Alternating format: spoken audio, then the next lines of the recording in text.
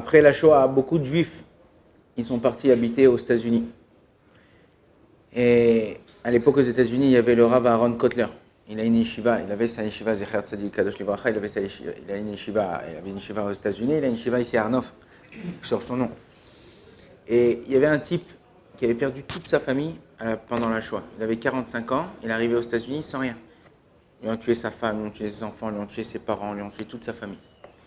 Le Rav Aaron Kotler, il savait que c'était un homme tout seul, et il allait le voir, et il essayait de le réjouir, il essayait de lui donner un peu de pêche. Il dit, ça y est, ma vie elle est morte, je suis foutu, je ne pourrai rien faire. Le Rav Aaron Kotler, il lui dit un jour, il lui dit, t'inquiète pas, tu te marieras, tu auras une fille et je viendrai danser au mariage de ta fille. Il dit, allez, arrête de te moquer de moi.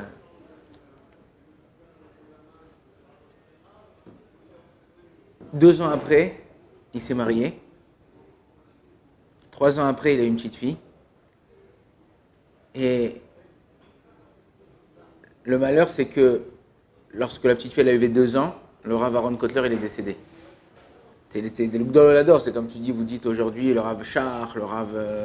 un des grands de la génération, le Rav Kanevski. Et il ne savait pas quoi faire. Il ne savait plus quoi faire. Il a dit, ouais, quoi, attends, il m'a promis. Bon, Hachem, je me suis marié. Bon, Hachem, j'ai une fille. J'attendais juste qu'il reste avec nous pour pouvoir, Bezrat Hachem, dans quelques années, danser avec nous. Le temps, il passe, le temps, il passe. Et 20 ans après, sa fille, elle se marie.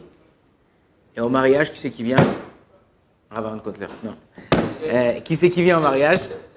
C'est Rabbi Yechiel Kotler, le fils de Rav Aaron Kotler. Il vient, il danse et tout, il met le feu au mariage, la fête. Il lui pose le papa, il dit, mais Maïaï, qu'est-ce que c'est ça qui... Il dit, regarde, quand son père il est décédé, c'est-à-dire le Rav Aaron Kotler, il m'a appelé à son pied du lit, au chevet du lit, et il m'a dit, regarde, tu vas faire ça pour la yeshiva, ça pour ça, ça pour ça, ça pour ça. Et cet homme-là, soit en kécher avec lui, soit en contact avec lui, essaye de voir, quand sa fille elle se marie, je lui ai promis de venir danser, moi je ne peux pas. Toi, tu es ma continuité, toi tu iras, le jour du mariage, tu danseras, tu lui mettras la fête, tu feras le feu, tu feras la simra du mariage. Et Bémet Kahaya, et ben comme ça s'est passé. Il a attendu, le jour où il a entendu, il n'était même pas invité. Il est parti au mariage, il est parti, il a fait la simra et tout ça. En vérité, c'est ça. Quand tu es kadosh, quand tu fais attention, tu es intelligent, tu sais essayer de faire passer cette doucha. Le seul défaut qu'ils ont nos enfants, c'est qu'ils nous ressemblent. Tu es tordu, tes enfants ils seront tordus. Tu es droit, tu pries à l'heure, tu étudies la Torah, tu essayes. Même si tu dis rien, tu n'as même pas besoin de dire un mot à tes enfants. Rien. Juste ils te regardent et ils apprennent. Le meilleur chinour, la meilleure éducation, c'est pas à l'école, c'est pas à la yeshiva, c'est pas dans la rue, c'est pas au boulot. C'est où la meilleure école? La meilleure école, c'est à la maison.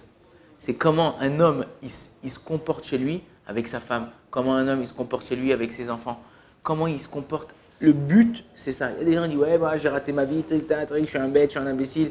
Il y en a qui disent, ouais, il y en a qui regrettent de s'être mariés, qui regrettent d'avoir fait des enfants, qui regrettent d'avoir...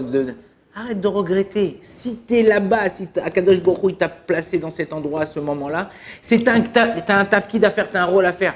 N'essaye pas de repousser. Tu veux repousser, repousse. Ben, Akadosh Baruch Hu il t'attend en tournant. Il va te redonner une autre épreuve. L'épreuve, là, est là pour t'aider à avancer, pour t'aider à te faire grandir. Il y a une fois, un enfant, il a dit à son père, il dit, papa, c'est quoi une ânesse? Il dit, une ânesse, mon fils, c'est la femme de l'âne. Alors son fils, il a dit, quoi, papa? Les ânes, ils se marient? Il dit, il n'y a que les ânes qui se marient.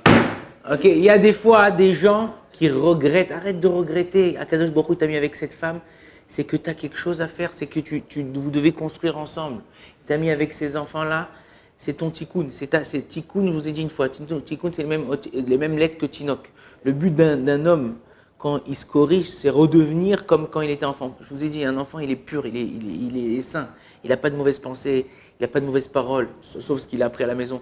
Mais il se comporte, c'est sa neshama qui reflète. Même toi, notre but à nous, c'est de faire ressortir cette neshama. D'essayer de venir et de montrer qu'on veut se rapprocher d'Akadosh Baruch Hu. Arosel Kadesh, ok, quelqu'un qui veut se sanctifier, ou Arosel Tamar Hazem Shalom dans l'autre côté aussi, mais ça y est, non. Quelqu'un, Akadosh Baruch Hu, il aide. Tu as juste à prier, à demander, à vouloir, à faire un pas, et tac, Akadosh Baruch Hu, il t'aide. Oh, Adonai, Olam, Amen, Amen.